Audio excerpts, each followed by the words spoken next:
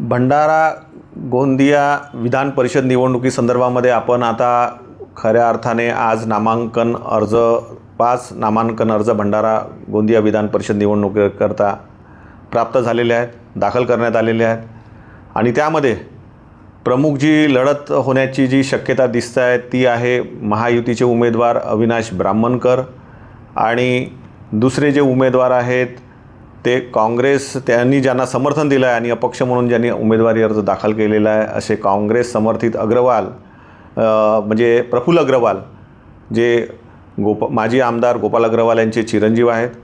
दुसरं त्यासोबतच जे उमेदवारी अर्ज इतर जे आहेत त्यामध्ये एक आहेत माजी आमदार दिलीप बनसोड यांनीसुद्धा विधान परिषदेकरता काँग्रेसच्या पक्षाच्या चिन्हावर त्यांनी म्हणजे पक्षातर्फे उमेदवारी दाखल केलेली आहे।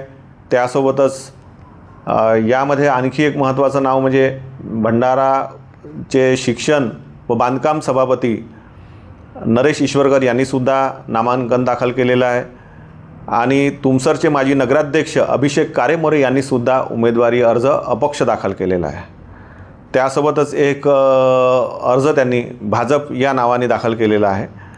म्हणजे त्यांनी 2 उमेदवारी अर्ज यामध्ये दाखल केलेले आहेत आणि खऱ्या अर्थाने आता एकूण 5 उमेदवारांनी याकरता नामांकन दाखल केलेलं आहे। पण ज्या पद्धतीची जी लढत होण्याची जी काही शक्यता आता दिसत आहे ती म्हणजे प्रमुख म्हणजे अविनाश ब्राह्मणकर व प्रफुल्ल अग्रवाल यांच्या माध्यमातून, कारण प्रफुल्ल अग्रवालसुद्धा ताकदीने या निवडणुकीत कामाला लागलेले आहेत।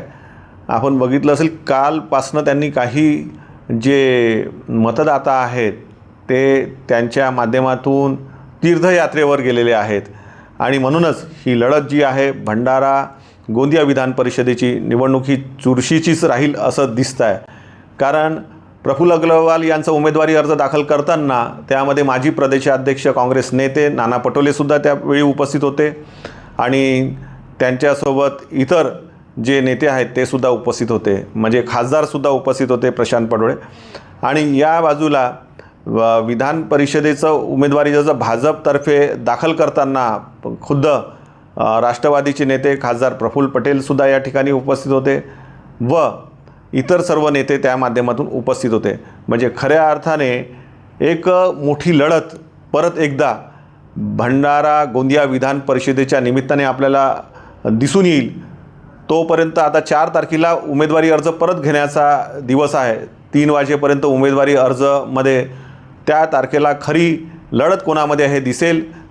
तोपर्यंत काही खेळ होतात का ते बघितण्यासारखं असेल। पण अजून तरी या ठिकाणी ही निवडणूक आता अविरोध होणार नाही हे आता इथे या ठिकाणी स्पष्ट झालेलं आहे। आता 4 तारखेला कोण उमेदवारी अर्ज परत घेतात आणि खऱ्या अर्थाने लढत कोणामध्ये होते। पण सध्या तरी अविनाश ब्राह्मणकर विरोधात प्रफुल्ल अग्रवाल अशी जी खरी लढत आहे ती दिसत आहे, हे या ठिकाणी महत्त्वाचं आहे। तर बघूया आणखी 4 तारखेला काय होतं ते।